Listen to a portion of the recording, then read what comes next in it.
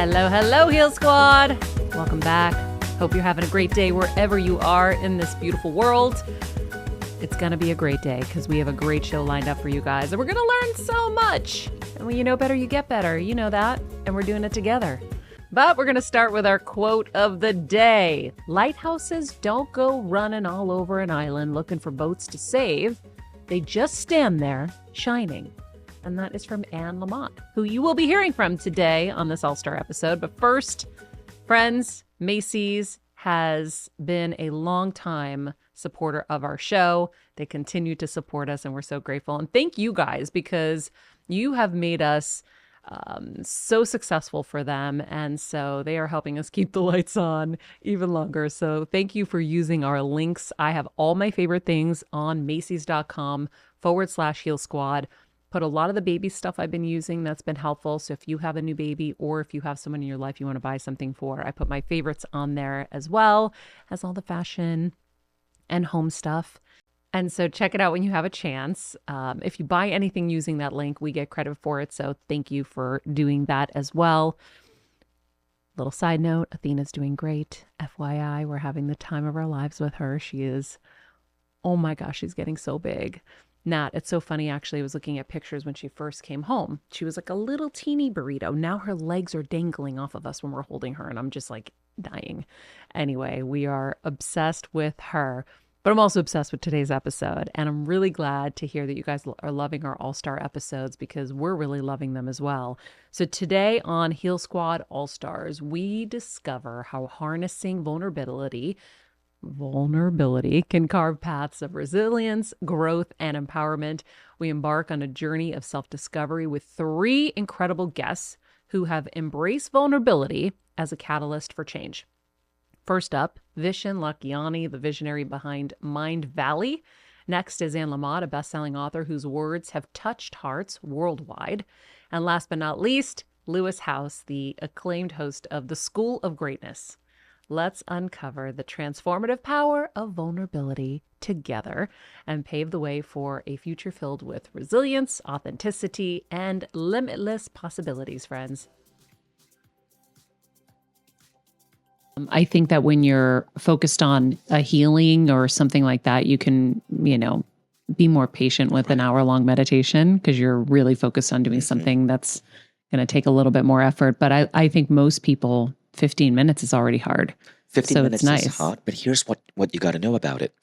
The methods that I suggest in the 6 phase, the 15 minutes that you spend will probably give you an extra 1 to 2 hours that day. I agree. Because of the benefits in your brain cognition. If you're working that day, your work is going to be so much more productive. I know if I skip my 6 phase, I'm not going to be able to work as effectively. I'm not going to be able to get as much done.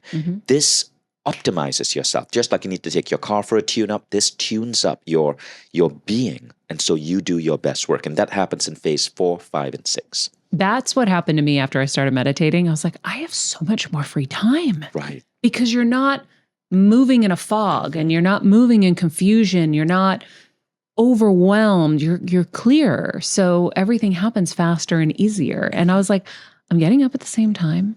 And somehow I have an extra hour in the morning. How is this happening?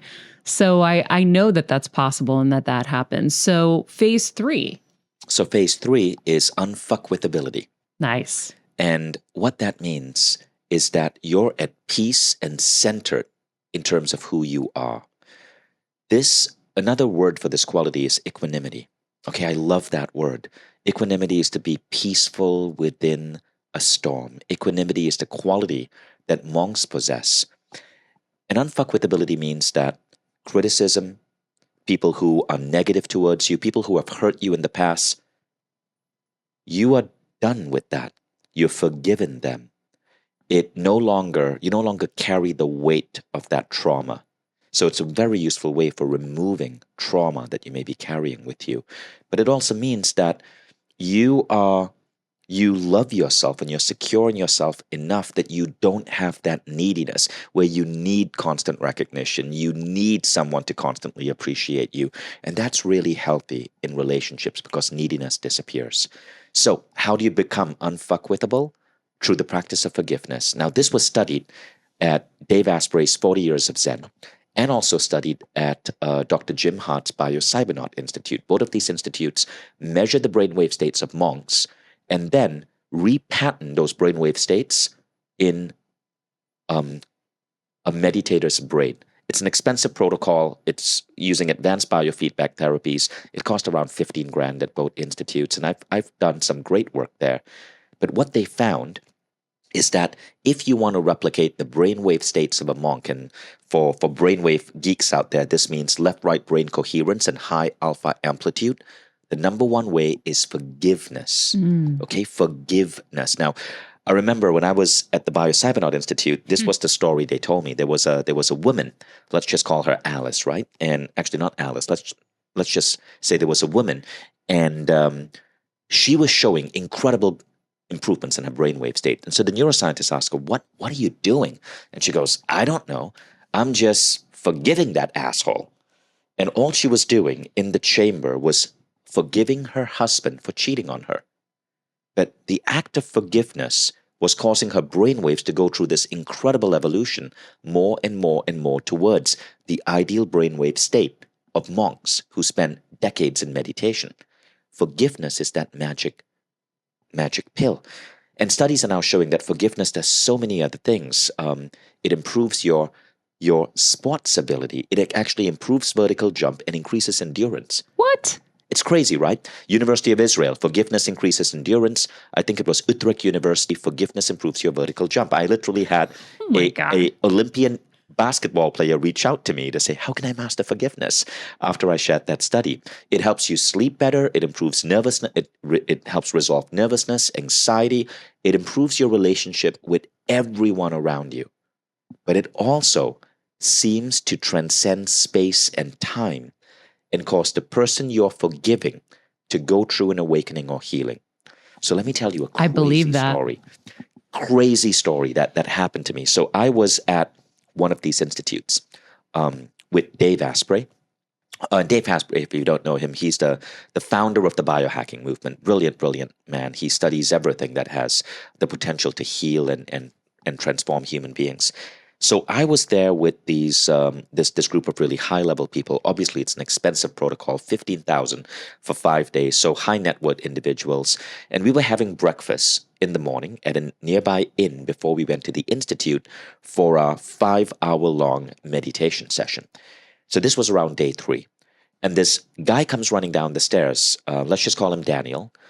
But he comes running down the stairs and he's staring at his phone. And I asked, Daniel, is everything okay? And he goes, my brother just messaged me. And I go, is everything okay with your brother? He goes, no, you don't understand. I haven't spoken to my brother in 2.5 years. We rarely talk. So Daniel was 50. And he told me that when he was 10 years old, his brother had sexually assaulted him. And it fucked him up. For decades, he couldn't have a normal, healthy relationship. He could only sleep with hookers. He needed cocaine. He was hooked on cocaine for a large amount of his time. And then he'd made the efforts to become clean, to clean himself up. But he lost decades of his life because of what happened to him. And of course, he hated his brother. He stopped talking to his brother. And Daniel told me that for the last 3 days, all he was doing in terms of forgiveness was seeking to forgive his brother. Across space and time, his brother did not know what he was doing. But his brother messaged Daniel and sent Daniel a YouTube video that he had recorded. The brother had recorded this YouTube video apologizing for what he did. This happened across space and time. And the brother had no way of knowing that Daniel was practicing forgiveness. Oof. Wow. And so there's a healing influence that seems to happen. Now, we can't measure this scientifically. Like in all the scientific studies of forgiveness, they don't talk about this phenomenon because you can't understand what's going on. They talk about how forgiveness improves your biology, it helps you sleep, it can reduce back pain, all of these incredible benefits that you should do, which means you should do it anyway. But what I've seen, and I've experienced these similar things as Daniel, I've seen people that I forgive message me out of the blue saying, hey, I'm so sorry for what I did. I was an absolute jerk. And it's healing for both them and you. Mm-hmm. For me, I have two brothers, and one is 2 years older than I am. And so to me, surrender means you get your face ground in the dirt. Surrender in my family, because we were left wing intellectuals, you never surrender. And surrender means weakness. And as I developed spiritually, as I evolved in my 20s and then converted in my early 30s and got sober at 32, you learn that surrender is, you put down your weapons and you come over to the winning side, which is the side of goodness and gentleness and this trippy love energy or this love intelligence, or whatever you would call God. You might call God Phil. Whatever it is, it's not your own kind of screwy pinball machine mind. As soon as you come over to the winning side, that for me is when you have a shot at peace of mind and acceptance. The surrender leads to the acceptance. It doesn't mean you have to love it. It's like forgiveness doesn't mean you have to have lunch with the person next week. It's that you accept that something really scary and bad is happening or has happened, over which you don't seem to have a lot of control, and that you're powerless, but you're not helpless. And what I learned at the young age of 23, my dad died when I was 25, and he really was the center of our world. He really was our higher power. Was that it begins with this kind of radical self-love and this radical self-care. And we were raised in the American way. I don't know if it's the same in Greece, but the American way is that you believe that if you just get something that you think is missing, then you're going to be okay, and that there's something that you can achieve, buy, date, or discover that will fill the Swiss cheese holes in your soul. And the Swiss cheese holes are so big when either you or your most beloved person has a cancer diagnosis. But what you learn spiritually is that we're not hungry for more and more and more of what we think we need to get. We're hungry for what we're not giving. And that once we start to give and we become people of service and we get out of ourselves to become people for others, paradoxically, we begin to fill up again. And it's like the font inside of us, the holy water font fills up. And we're not running around desperately with our little begging cup trying to get more from the world. The world did not give me love and peace of mind, and the world can't take it from me. But I need to remember that it's going to be by sharing what I've been so freely given, by giving that I receive. I just got the chills everywhere. Lisa, I'm sure you are too. Oh, God. My neck was hurting so much. I was nodding so much at that. That was so powerful. It's just amazing to think of it in those terms. Like, we're hungry for what we're not giving. Yeah. Yeah. I mean, like when people call, which they do, people I love, and they're upset or they feel really empty or freaked out by something, I say, you know what, if you want to have loving feelings, which is, to me, heaven, to be filled with loving feelings, right, Maria? Mm-hmm. It's heaven. If you want to have loving feelings, you do loving things. And you do a few anonymously. I'm a Sunday school teacher, and I have a tiny little Sunday school at a failing church with usually 3 kids of all different ages. And I have taught them this basic lesson. If you want to feel happy and filled up, let's go outside right now and give away half of the crayons at this. We have tons of crayons. Let's give away crayons to people on the street who have kids. Let's give them our pencil sharpeners and some colored pencils, because it's hard for homeless people to get pencil sharpeners, right? So we start to give away what we have in our class that we thought made us feel so rich and endowed. We give it away and we get ecstatic. We actually get too happy, right? So, and then I taught them also during Advent one year that we would every single day, besides trying to give crayons and pencils and pencil sharpeners to kids on the street, that we would flirt with really old people, because the culture doesn't honor old people, right? They're annoying. You're at Whole Foods and you're in the express line and they've got coupons, right? Please, God, don't ever let me be a person of couponage. And so, and people, and they don't get noticed. And so I would say to my kids, as we prepare, as we do now for Easter, we flirt with old people. We say, you know what? I love your hat. Where'd you get it? Or you say, if you're on the street, is your dog friendly? Can I pet her? She's so pretty. And you just lift other people's spirits. And the paradox, because all truth is paradox, is that you're the one that gets happy. I love flirt with old people. Kelsey is the voice of God here. She's our producer, and she and I share that. We love old people. I always was the one that sat with the old people. Me too. And Me too.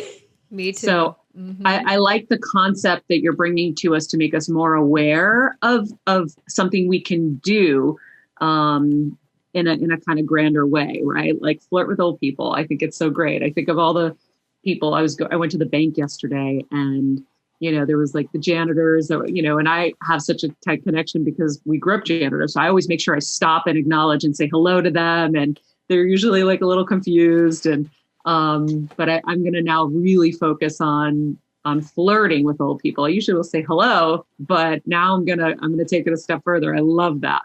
Yeah. It's really insane how people don't admire the older generation, if you will, more, because it's like, they're so freaking wise. How many people, Maria, turn to you and it's like, oh my God, Maria, you've achieved so much. Tell me your words of wisdom. And it's like, we have an entire world of humans that have lived 70, 80 years of learning and failing. And it's like, pick those people's brains. Those people know stuff about life. They know the realities about life. And it's like almost like if you had a crystal ball, right? And you could be like, what can I see in the future? They're right there. Ask them.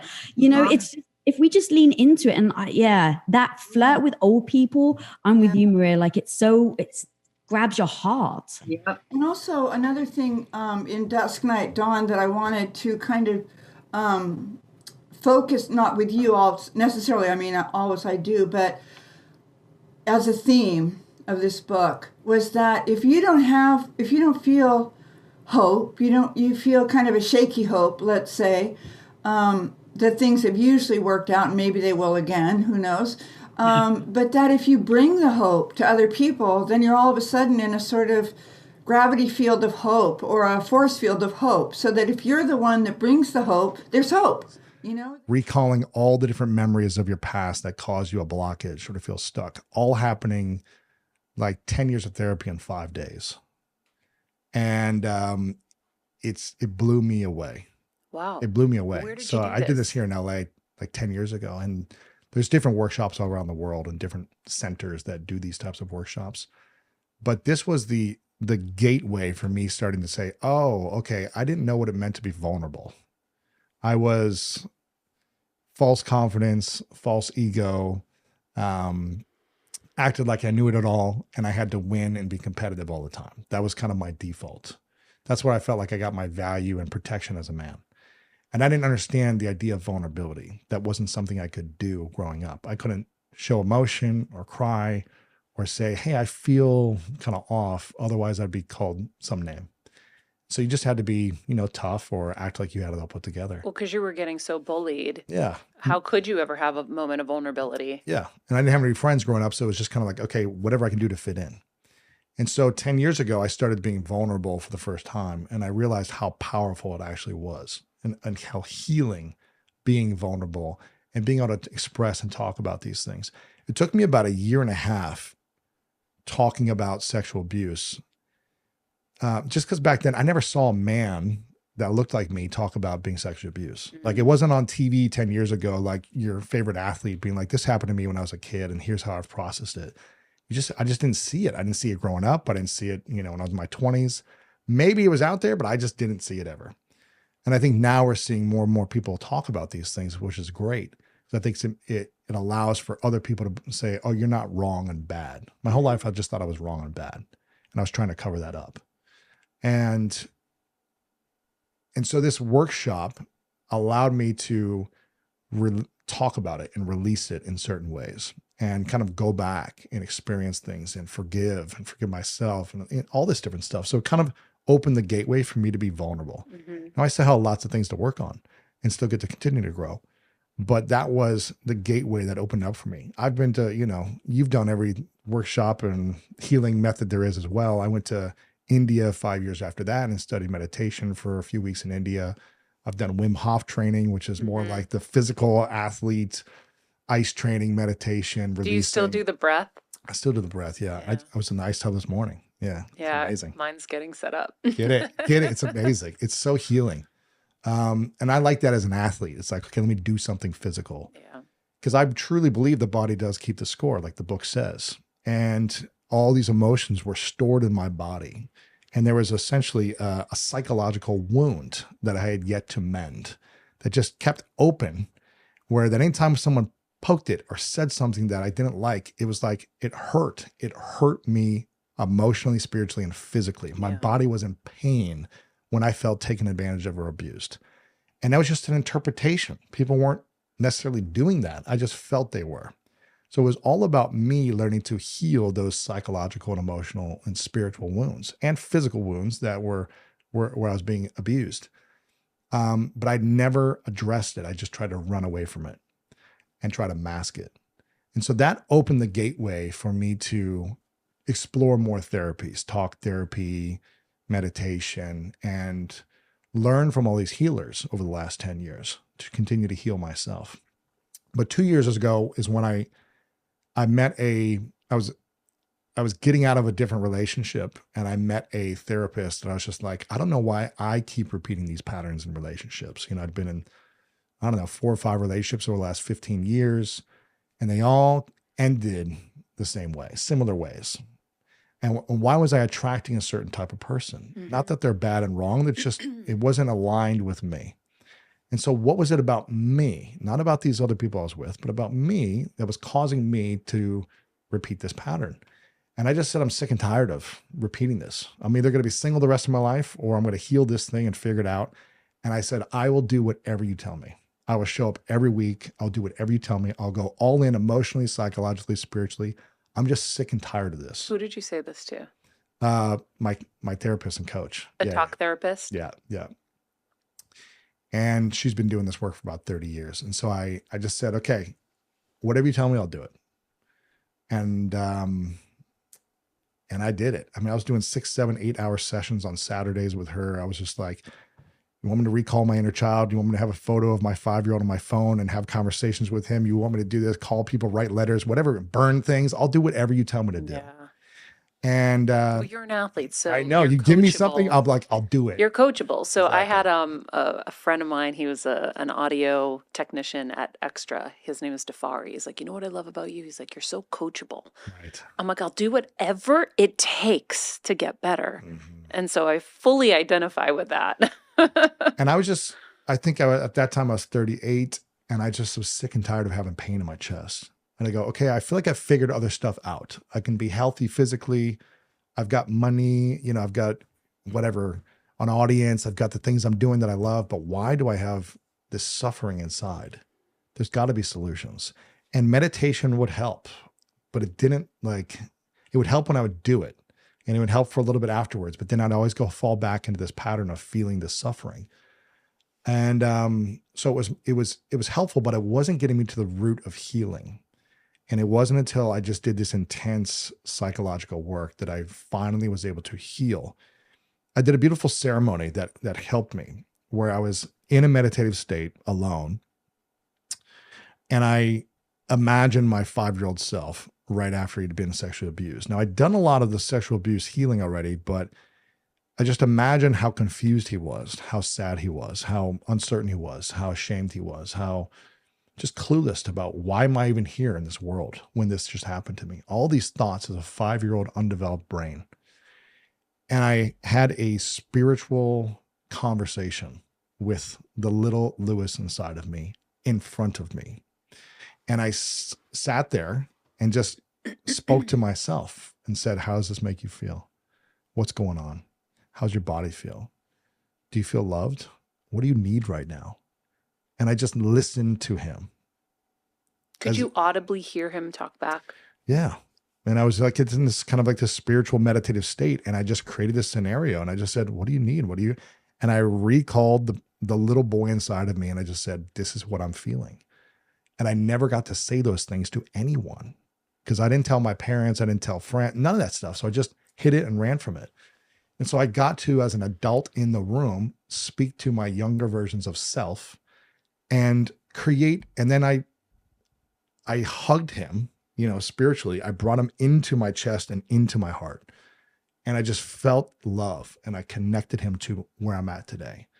And I just tried to close the circle of the pain and close the wound up and start mending it spiritually and emotionally and psychologically. And that process, it didn't happen overnight. It took 6 to 9 months of me actually doing this consistently, weekly, coaching, trying different things, overcoming myself, having courage, saying what I needed to say, and really stop abandoning myself in situations. Because I would get triggered when others would abuse me, but really I was abandoning self. And so the more I abandoned self, I kept the wound open.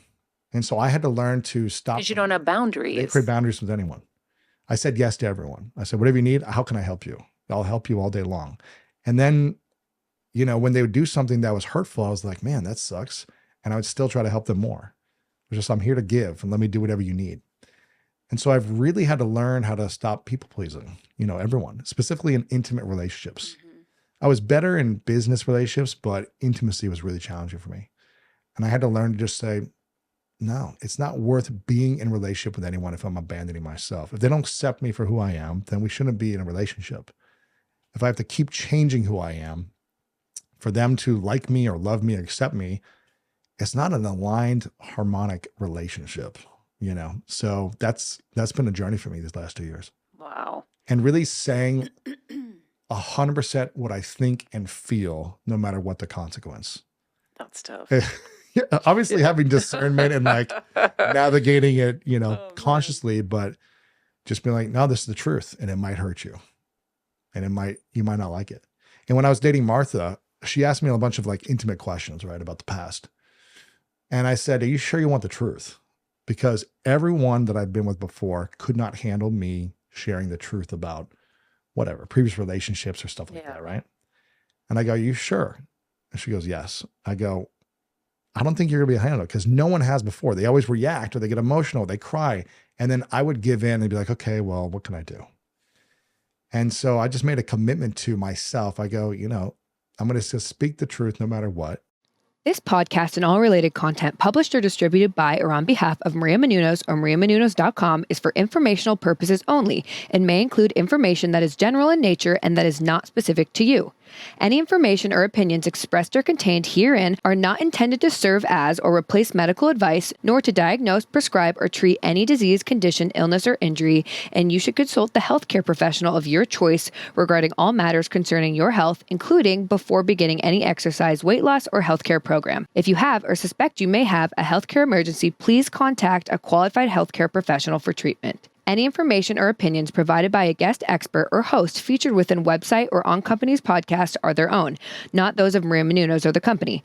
Accordingly, Maria Menounos and the company cannot be responsible for any results or consequences or actions you may take based on information or opinions.